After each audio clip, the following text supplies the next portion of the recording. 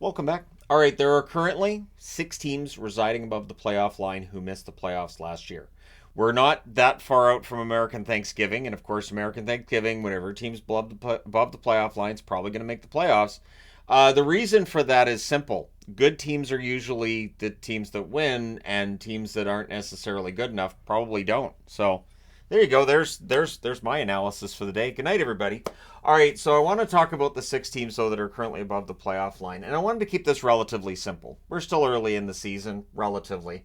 Although 15, 16 games in, you're about 20% of the way through the season. It goes by fast. So we'll start with Washington. They're 8-4-2. So their first 14 games, they've won 8 of them. The last time they made the playoffs, of course, was 2022. Last year they missed the playoffs. They fired the coach. And they're not a team that can afford to do a rebuild because they can't afford to do a rebuild right now with Ovechkin in the lineup, obviously. And that's a whole debate, right? Should they not? Well, while they're above the playoff line, I'm going to say a rebuild's highly unlikely. They're scoring 2.36 goals per game, but that number seems to be going up. Their goals against coming down. They're at 2.64 goals against per game. Their power play needs to get better, 7.3%. Their penalty kill at 83.3% has been very good. But again, that power play number has got to get better. Their leading scorer is Alex Ovechkin, 4 goals, 7 assists, 11 points in 14 games. Through 14 games, we would normally expect about 8 goals from him, but in this case, it's half of that. And I do still think he's going to go on runs here and there. I still think he'll probably end up with about 30 goals this year. I think the days of 50 goals might be done for him, but we'll see. The good news is they're not getting the goals from Ovechkin. They're still getting the wins, right? John Carlson, defenseman, 14 games, 1 goal, 8 assists, 9 points. Very reliable scoring from Carlson. If he ends up in the 55-60 point range, it won't surprise anybody. Charlie Lindgren has been fantastic. 947 save percentage thus far. Kemper had a good start. It's fallen off a bit since then. 892 save percentage for him. And Shepard, in his call-ups, 915 save percentage. So good on Shepard for a good showing there. And if he can do that through the full season, if he gets called up and gets a start here and there, maybe Shepard gets picked up by somebody in the offseason, or Washington says, you know what, maybe he could be a good backup and he gets that chance. So they're 4-0-1 in their last 5, and it wasn't expected that they would get as much better as they have over the last 5 games. The win last night against Vegas being huge, and their upcoming schedule is not daunting. They're at home for the next 3 against Columbus, Buffalo, and Edmonton. Those 3 teams have something in common. None of them have a winning record. Columbus has not been able to win games. They've been in every game they've been in, or every game they've played. It seems like they've been in those games they've lost. They've just found ways to lose. Buffalo, now without Thompson for at least a couple of weeks. A very winnable game there. And Edmonton's looking like they're turning things around, but this is a road trip through the East. Maybe Washington jumps on them there. Then Washington jumps on a plane themselves, heads to California, and they have a game in San Jose. They have a game in LA. Well, we know San Jose's had tremendous struggles this year, and LA does not win at home. So the next 5 games for Washington look pretty good. This definitely looks like a setup where they can keep this going. And it looks great for their first-year coach, Spencer Carberry. Very solid record for him thus far. And for a guy in his first year dealing with a team that's older and a lot of guys who've fallen off, like Oshie still, to my knowledge, I think he just has the 1 assist.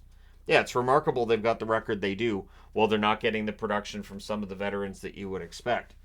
Then we get to Detroit. They're 8-5-2 to start the season. The last time they made the playoffs, 2016. So it's been a long time. They're scoring 3.67 goals per game, allowing 3.27. Their power play looks good in terms of the overall number at 22.2%, but it has been struggling recently. That needs to turn around. They have a penalty kill at 79%. So Dylan Larkin still leads them in scoring, 5 goals, 12 assists, 17 points in 15 games. But he's not on that ridiculous pace he was to start the season, and I think we knew that for DeBrincat and Larkin, it wasn't going to keep up that way. Sider has had a good run, a goal and 10 assists, 11 points in 15 games. So he continues to be a positive for them. Reimer's been the better of the 2 goalies, 933 save percentage, Husso at 885. They've got the next 2 games in Sweden. So does Lyon get his first start out of these next 2 games? I'm thinking probably, right? Because Husso now has gone back to Detroit to be with his wife. So unless he returns back to Sweden over the next couple of days, odds are we see Lyon get his first start. But their upcoming schedule, the global series, they're against Ottawa and Toronto. You can never tell how a team's going to perform when they go overseas. And then, of course, there's always the trick of how's the team going to perform when they get back from that trip overseas. You've got this tremendous jet lag going one way and then going the other. And sometimes these trips to Europe can submarine a season for a team. But after they get back, they're at home against New Jersey. Then they go to Boston and they're home against Minnesota. So of the next 5 games, you got to think Toronto, probably pretty tough there. Ottawa, it's going to be interesting to see how tough that matchup is. You've got Boston. Boston's winning a lot of games, but New Jersey's been shorthanded when it comes to their top-end players. And Minnesota has been having a hard time keeping the puck out of their net. So for Derek Lalonde, who's in his second season behind the bench in Detroit, things are looking pretty good. So, yeah, we'll see if that continues to be the case. But for Detroit, I mean, I'm 50-50 on them staying in, and we'll talk about that when we get over here. Pittsburgh's 8-6 to start the season. They last made the playoffs in 2022, so they're not used to missing the playoffs, and they don't look like they have any interest in missing them this year.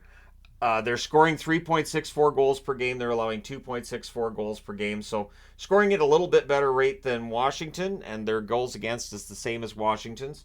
Their power play is better than Washington's at 18%. So is their penalty kill at 84.8%. So the numbers for Pittsburgh have been very strong. And really, that huge win over San Jose, and I say huge because of the goal difference, it just feels like that kind of turned things around. That really got them going. Crosby, 14 games, 10 goals, 9 assists, 19 points. So Crosby's turned back the clock so far this year. Carlson, 14 games. He's had an up-and-down experience in Pittsburgh, but he has 5 goals, 10 assists, 15 points. If he ends up with 86 to 90 points this year, Pittsburgh would be very happy with that. Jari, 918 save percentage. He's been good. Hellberg, yeoman's work for him, 922 save percentage. Nedeljkovic, who is progressing towards a comeback, 914 save percentage from him. And so the goaltending, which was a question mark with Pittsburgh going into this year for some, has been pretty darn good. They've won 5 in a row, so they've gone from 3-6 to 8-6. What a difference a week and a half will make. And their upcoming schedule, we'll see. So they're at home against New Jersey. Then they go to Carolina. They're at home against Vegas, the Rangers, and Buffalo. So of their next 5 games, only one's on the road, and that's in Carolina, so that'll be a fun one. At home, they've got New Jersey. New Jersey's on a bit of a slide right now.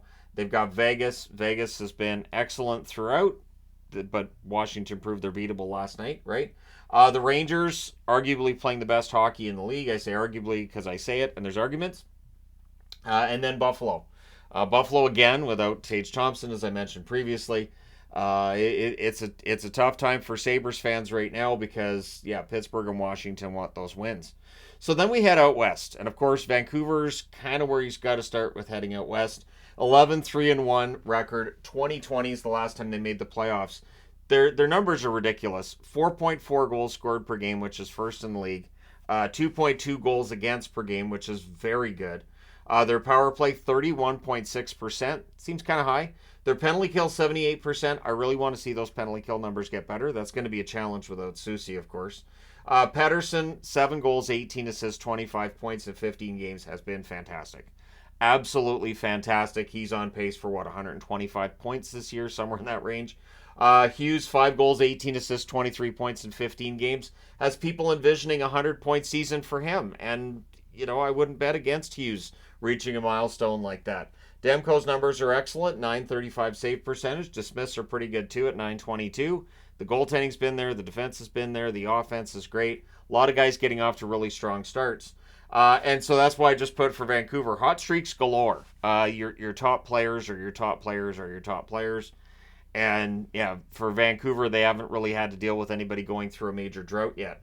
Their upcoming schedule tonight, of course, they're at home against the Islanders. Then they go to Calgary. They come back from that. They're at home against Seattle, San Jose, and then they go to Colorado and play the Avalanche.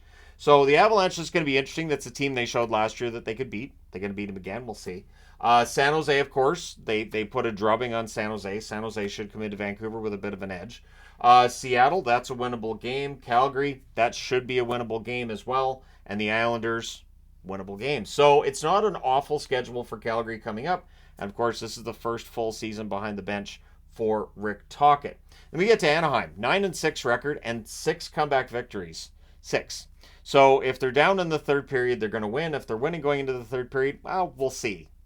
right? It's weird. So for the Ducks, they haven't made the playoffs since 2018.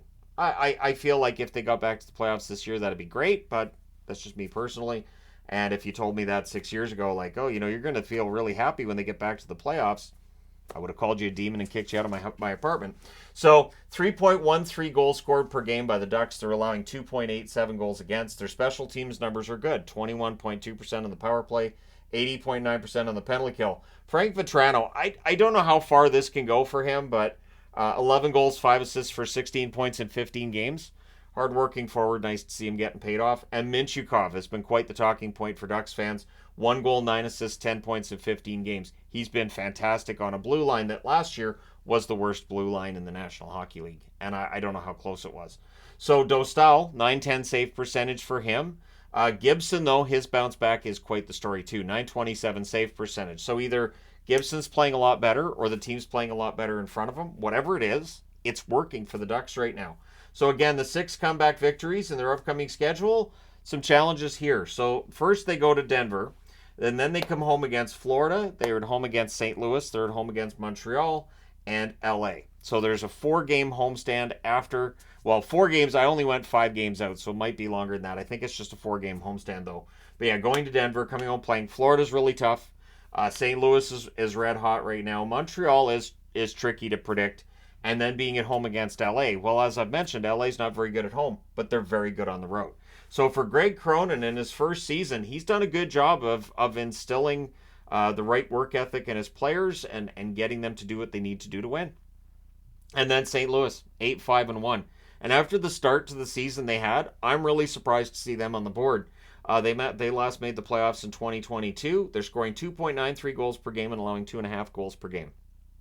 Their offense much better lately, although their power play 7.7%, got to get better. Their penalty kill does too at 76.3%.